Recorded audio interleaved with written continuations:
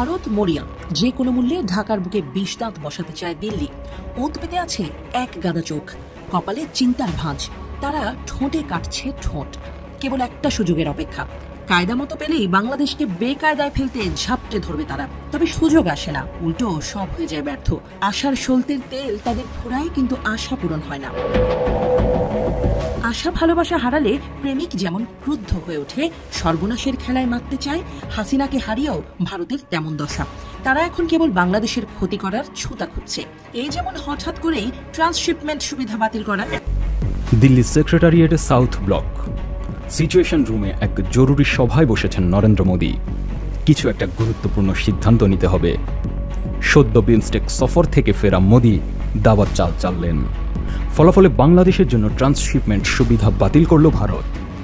আজ থেকে ভারতের ভূমি ব্যবহার করে আর কোনো বাংলাদেশি পণ্য তৃতীয় কোনো দেশে রপ্তানি হতে পারবে না। বিশ্লেষকরা মত দিয়েছেন, এতদিন ধরে রাজনীতির মাঠের ঝানু খেলোয়াড় মোদী এবার বোধহয় একটু ভুল চাল চেলে ফেলেছেন।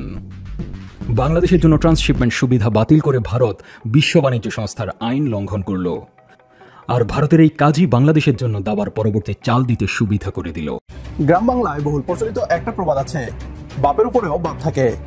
বাংলাদেশে দাদাগিরি টিকিয়ে রাখতে কৌশলে বিভিন্ন সেক্টরে বাংলাদেশকে ভারত নির্ভর করে রেখেছিল ভারত সরকার। এক্ষেত্রে ভারতকে সাহায্য করেছিল ভারতের আজ্ঞাবহ সরকার। তবে বদলে যাওয়া বাংলাদেশ ডক্টর মোহাম্মদ ইউনূসের হাত ধরে প্রায় প্রতিটি সেক্টরে ভারত নির্ভরতা মুক্ত হচ্ছে।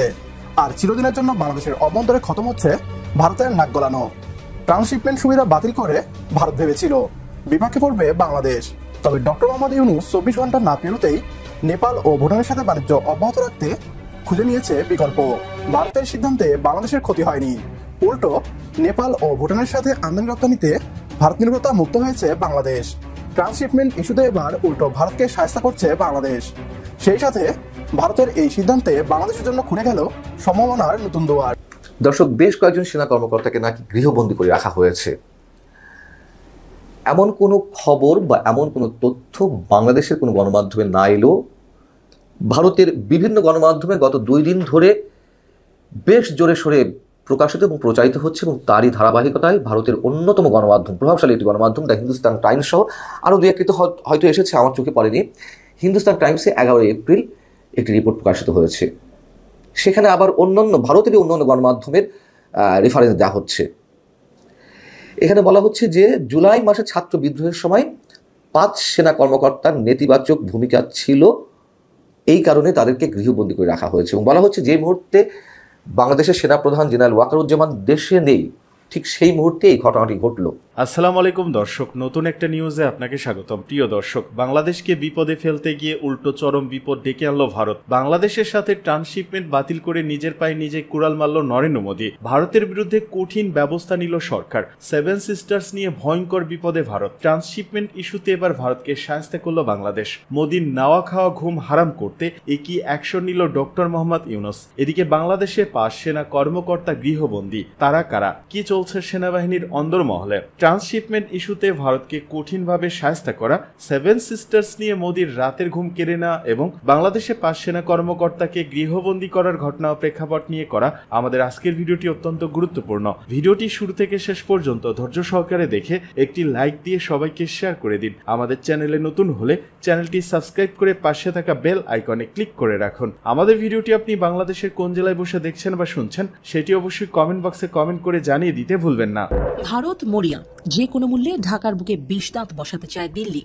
ওঁত পেতে আছে এক গাদা চোখ, কপালে চিন্তার ভাঁজ। তারা ঠোঁটে কাটছে ঠোঁট, কেবল একটা সুযোগের অপেক্ষা। কায়দা মতো পেলেই বাংলাদেশকে বেকায়দায় ফেলতে ঝাপটে ধরবে তারা। তবে সুযোগ আসে না, উল্টো সব হয়ে যায় ব্যর্থ। আশার সলতের তেল তাদের ফোড়ায়, কিন্তু আশা পূরণ হয় না। আশা ভালোবাসা হারালে প্রেমিক যেমন ক্রুদ্ধ হয়ে ওঠে, সর্বনাশের খেলায় মারতে চায়, হাসিনাকে হারিয়েও ভারতের তেমন দশা। তারা এখন কেবল বাংলাদেশের ক্ষতি করার ছুতা খুঁজছে।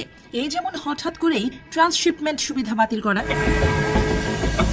ভারতীয় গণমাধ্যমে ফলাও করে প্রচার করা হচ্ছে, চীনের মাটিতে দাঁড়িয়ে অন্তর্বর্তী সরকারের প্রধান উপদেষ্টা ডক্টর মোহাম্মদ ইউনূস ভারতের 7 সিস্টার্সের কথা বলেছেন। তার পাল্টা ব্যবস্থা হিসেবেই এই ব্যবস্থা নিয়েছে দিল্লি। তারা বলছে বাংলাদেশের বিরুদ্ধে কার্যত স্ট্রাইক চালালো নরেন্দ্র মোদীর সরকার। সেই সাথে দিল্লি নাকি বাংলাদেশকে ভাতে মারার ছকও সাজিয়ে ফেলেছে। বাংলাদেশকে দেয়া ট্রান্সশিপমেন্ট সুবিধা বাতিল করেছে, তাতেই নাকি বাংলাদেশ না খেয়ে মরবে। অথচ এই সুবিধা দেওয়া হয়েছিল মাত্র বছর 5 আগে। তার আগে কি বাংলাদেশ রফতানি করেনি, না খেয়ে রোগা পাতলা হয়ে গিয়েছিল? আসলে বোকার স্বর্গে বাস করছে দিল্লি। নিজের আঙুলে সুই ফুটিয়ে ভাবছে বাংলাদেশের সর্বাঙ্গে ব্যথা। আসলে মোদির দেশ বুঝতে পারছে না নিজের ব্যথা আঙুল নিয়ে অন্যের সর্বাঙ্গ টিপলে এই অবস্থাই হয়। সম্প্রতি চীন সফরে গিয়ে ডক্টর ইউনূস ভারতের উত্তর পূর্বের 7 রাজ্যকে স্থলবেষ্টিতও বলেছিলেন। চীনকে বাংলাদেশে বিনিয়োগের আহ্বানও জানান তিনি। বাংলাদেশে আর্থিক বেস তৈরির কথা বলেন। এই অঞ্চলে বাংলাদেশের সমুদ্রের যে বড় ভূমিকা রয়েছে তাও তুলে ধরেন। ইউনূস বলেছিলেন, ভারতের পূর্বাঞ্চলের 7টি রাজ্য, যাদের 7 সিস্টার্স বলা হয়, তারা স্থলবেষ্টিত, জায়গা নেই, কোনোভাবেই সমুদ্রে পৌঁছানোর তাদের কোনো জায়গা নেই। এক্ষেত্রে বাংলাদেশকে সমুদ্রের অভিভাবক হিসেবে তুলে ধরেন অন্তর্বর্তী সরকারের প্রধান উপদেষ্টা। আর এমন হাসা কথাতেই ভারতের বিড়াল বেজার। তাদের গরম ভাতে মুখ পোড়ার ভয় দেখা দিয়েছে। স্বৈরাচারের আমলে পাওয়া বাড়তি সুবিধার মূল্য চোকানোর শঙ্কা জেগেছে দিল্লির মনে। 7 সিস্টার্স নিয়ে তারা বড় অনিশ্চয়তায় পড়েছে। এবার যদি বাংলাদেশ পাল্টা ব্যবস্থা নেয়, তবে ভারতের অর্থনীতির কপালেও শনির দশা নামতে পারে। সহজ রাস্তাটা হয়ে যেতে পারে বড্ড কঠিন। ধর্মীয় উগ্রবাদের পালে হাওয়া দিয়ে ক্ষমতায় টিকে থাকা মোদী সরকার মোটা মাথার খেলায় নিজেরাই বরং বেশি ধরাশায়ী হচ্ছে। একেই বলে সুখে থাকতে ভূতে কিলায়। দিল্লির সেক্রেটারিয়েটে সাউথ ব্লক সিচুয়েশন রুমে এক জরুরি সভায় বসেছেন নরেন্দ্র মোদী। কিছু একটা গুরুত্বপূর্ণ সিদ্ধান্ত নিতে হবে। সদ্য বিমস্টেক সফর থেকে ফেরা মোদী দাওয়াত চাল চাললেন। ফলাফলে বাংলাদেশের জন্য ট্রান্সশিপমেন্ট সুবিধা বাতিল করল ভারত। আজ থেকে ভারতের ভূমি ব্যবহার করে আর কোনো বাংলাদেশি পণ্য তৃতীয় কোনো দেশে রপ্তানি হতে পারবে না। বিশ্লেষকরা মত দিয়েছেন, এতদিন ধরে রাজনীতির মাঠের ঝানু খেলোয়াড় মোদী এবার বোধহয় একটু ভুল চাল চেলে ফেলেছেন। বাংলাদেশের জন্য ট্রান্সশিপমেন্ট সুবিধা বাতিল করে ভারত বিশ্ব বাণিজ্য সংস্থার আইন লঙ্ঘন করল। আর ভারতের এই কাজই বাংলাদেশের জন্য দাবার পরবর্তী চাল দিতে সুবিধা করে দিল। উল্লেখ্য, 2020 সালের জুনে জারি করা এক আদেশে বাংলাদেশকে ট্রান্সশিপমেন্ট সুবিধা দিয়েছিল ভারত। ভারতের ট্রান্সশিপমেন্ট সুবিধা বাতিলের ফলে মোটা দাগে বাংলাদেশ 2 রকমের অসুবিধায় পড়তে পারে। প্রথমত, ভারতের মাটি ব্যবহার করে বাংলাদেশ নেপাল বা ভুটানে সরাসরি রপ্তানি কার্যক্রম চালাতে পারবে না বলে মনে করছেন বাণিজ্য বিশ্লেষকরা। যদিও ভারতের তরফে বলা হয়েছে বাংলাদেশে ভুটান এবং নেপালের সাথে বাণিজ্য করতে কোনো অসুবিধে হবে না, যদিও ভারত সরকারের প্রকাশিত প্রজ্ঞাপন বলছে ভিন্ন কথা। দ্বিতীয়ত, বাংলাদেশের গার্মেন্টস পণ্যের একটা অংশ এতদিন ভারতের বিমানবন্দর ব্যবহার করে তৃতীয় দেশে রপ্তানি করা হতো। এর ফলে ভারত মোটা অঙ্কের রাজস্ব আয় করত। এখন বাংলাদেশের রপ্তানিমুখী গার্মেন্টস শিল্প ভারতের বন্দর ব্যবহার করতে পারবে না। বিশ্লেষকরা বলছেন, এই 2 সমস্যার সমাধানও বাংলাদেশের কাছে আছে। প্রথমত, বাংলাদেশের সাথে নেপাল ও ভুটানের বাণিজ্য সাময়িক সময়ের জন্য বাধাগ্রস্ত হলেও এতে বাংলাদেশের রপ্তানি আয়ে খুব একটা প্রভাব পড়বে না। দ্বিতীয়ত, বাংলাদেশ তার তৈরি পোশাক রপ্তানির জন্য আপাতত সিলেট এবং ঢাকা বিমানবন্দর ব্যবহার করবে। একই সাথে বাংলাদেশ তার বিমানবন্দরের কার্গো হ্যান্ডেলিং ক্ষমতা বাড়াতে বাধ্য হবে।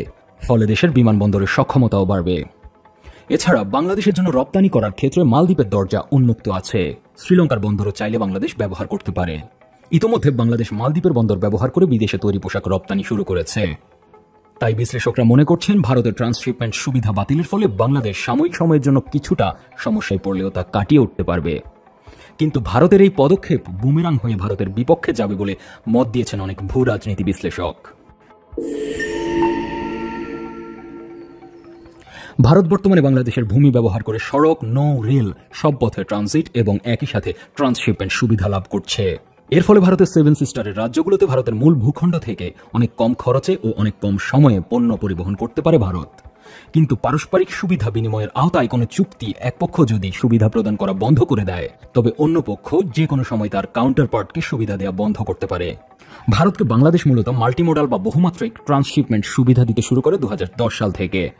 বর্তমানে 2 দেশের মধ্যে নৌ প্রোটোকলের আওতায় কলকাতা থেকে আশুগঞ্জ পর্যন্ত নৌপথে, তারপর আশুগঞ্জ থেকে আখাউড়া আগরতলা পর্যন্ত সড়ক পথে ভারতীয় পণ্য পরিবহন করা হচ্ছে। 2016 সাল থেকে এই সুবিধা পেয়ে আসছে ভারত। এছাড়া চট্টগ্রাম ও মোংলা সমুদ্র বন্দর ব্যবহার করে ভারত তার মূল ভূখণ্ড থেকে উত্তর পূর্বে 7 সিস্টার্সের রাজ্যগুলোতে নিয়মিতভাবে পণ্য আনা নেওয়ার কাজ করছে। 2018 সালের এক চুক্তির আওতায় 2020 সালের জুলাই মাস থেকে ভারত এই সুবিধা পাচ্ছে। ভারত বাংলাদেশ থেকে ট্রানজিট ও ট্রান্সশিপমেন্ট বাবদ এত সুবিধা প্রাপ্তির বিপরীতে বাংলাদেশকে প্রদত্ত সীমিত ট্রান্সশিপমেন্ট সুবিধা বাতিল করার মাধ্যমে নিজেদের প্রাপ্য সুবিধা আদায়ের পথকে চ্যালেঞ্জের মুখে ফেলেছে বলে অনেক ভূ রাজনীতি বিশ্লেষক মত দিয়েছেন।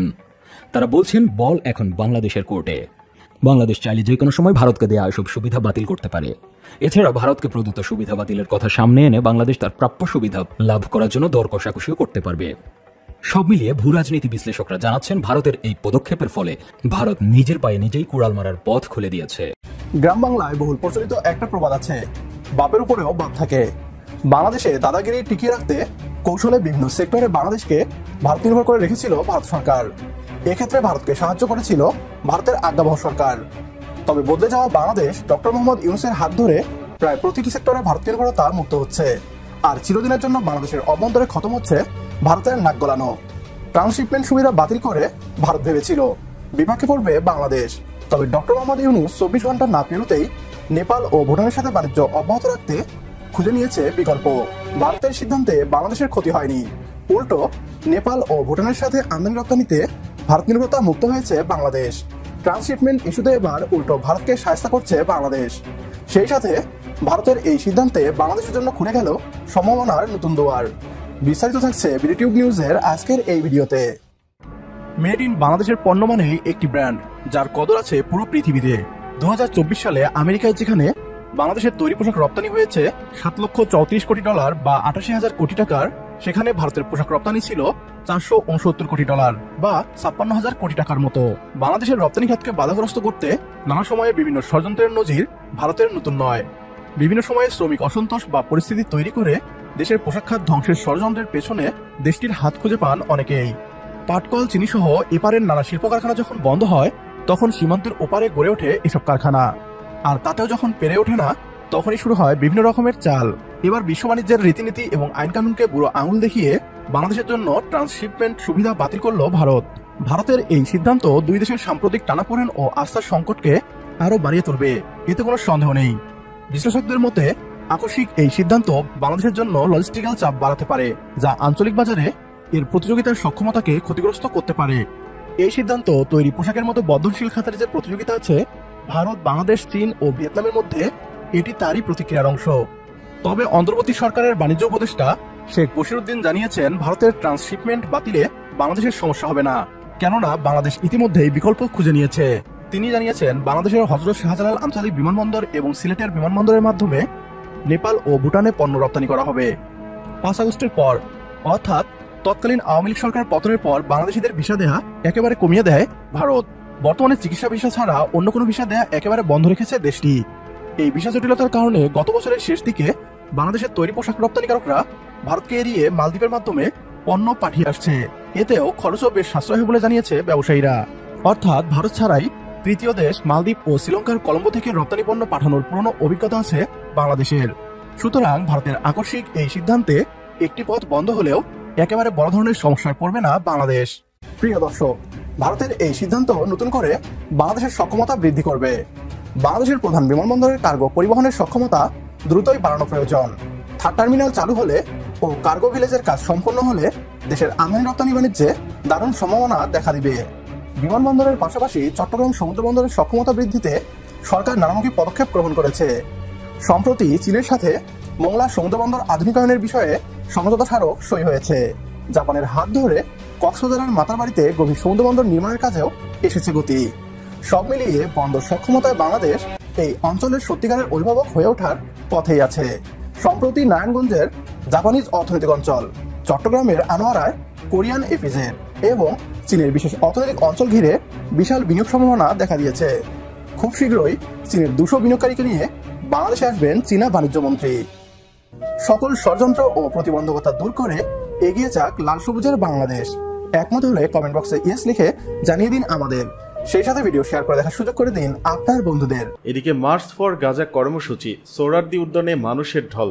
মার্চ ফর গাজা কর্মসূচিতে যোগ দিতে সোহরাওয়ার্দী উদ্যানে মানুষের ঢল নেমেছে। শনিবার দুপুরে এমন চিত্র দেখা গেছে। জাতীয় নাগরিক পার্টি এনসিপি, জামায়াতে ইসলাম, হেফাজতে ইসলাম, এবি পার্টি সহ বিভিন্ন দল, সংগঠন এবং ইসলামী বক্তা সহ বিভিন্ন পেশার গুরুত্বপূর্ণ ব্যক্তিদের উদ্যোগে আয়োজিত এই কর্মসূচিতে অন্যান্য এলাকা থেকে এসে যোগ দিচ্ছেন তারা। এদিকে এই জমায়েত ঘিরে উদ্যানের আশেপাশে জমে উঠেছে পতাকা, মাথার ব্যাস ও টি শার্ট বিক্রি। এ সময় ফিলিস্তিনিদের সঙ্গে সংহতি প্রকাশ করে অনেকেই স্লোগান দিতে দেখা গেছে। এদিন বিকেল 3টায় তিনটায় সোহরাওয়ার্দী উদ্যানে গণজামায়াত করার কথা রয়েছে। শাহবাগ থেকে মানিক মিয়া অ্যাভিনিউ পর্যন্ত এই মার্চ হওয়ার কথা ছিল। নতুন সিদ্ধান্ত অনুযায়ী বেলা 3টায় সোহরাওয়ার্দী উদ্যানে গণজামায়াত করা হবে। মানিক মিয়া অ্যাভিনিউ অভিমুখে যাত্রা করা হবে না। এদিকে মার্চ ফর গাজা কর্মসূচিতে সংহতি জানিয়েছে বিএনপি। এই কর্মসূচিতে বিএনপির স্থায়ী কমিটির সদস্য সালাউদ্দিন আহমেদ উপস্থিত থাকার কথা রয়েছে। দলটির প্রতিনিধি দলের নেতৃত্ব দেবেন তিনি।